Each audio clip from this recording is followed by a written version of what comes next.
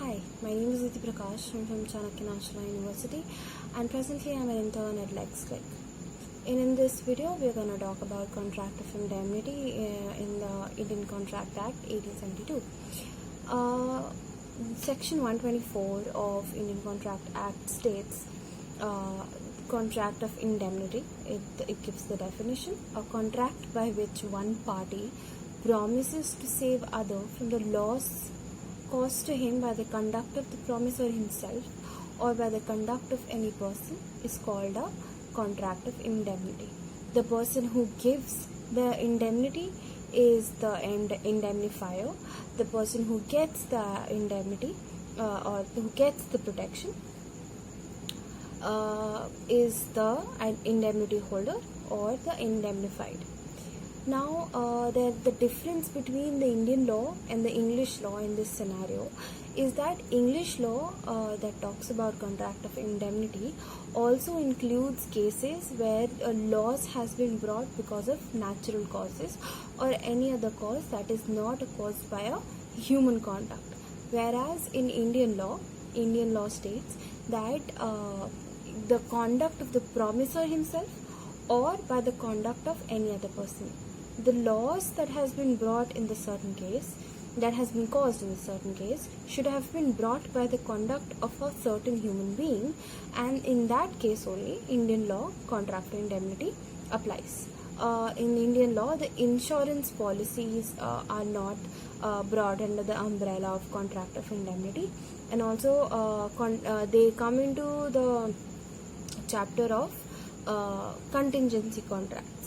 When we talk about indemnity in case of a principal agent concept, for example, the situation in the case of Adamson versus Jarvis, in this case, the cattle were sold upon the instruction of a wrongful owner, and in this case also there is a principal agent problem, and because of that, a principal agent case, because of which the loss was occurred.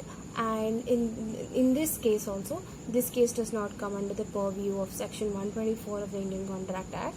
It comes under section 223 of the act, which provides for indemnity between principal and agent.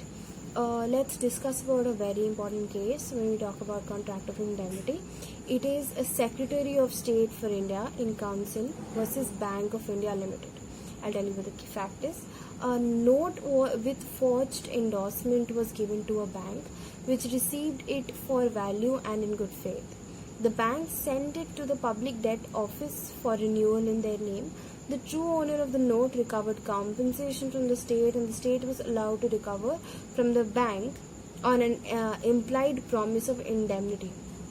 Something that you really need to understand is that contract of indemnity exists only there where there is a promise of indemnity by the promisor himself or by any other person. If there is no promise of indemnity expressed or implied by the promisor or any other person, the contract of indemnity does not follow, and the party that has conquered the loss is not liable to get any damages for the such law. An indemnity bond which permits an employee to leave the employment earlier than the minimum agreed period only at the cost of the forfeiture of his bond money is valid, provided both the period of restriction and the bond money are reasonable. Only that part of bond money can be retained which is necessary to indemnify the employer from his loss.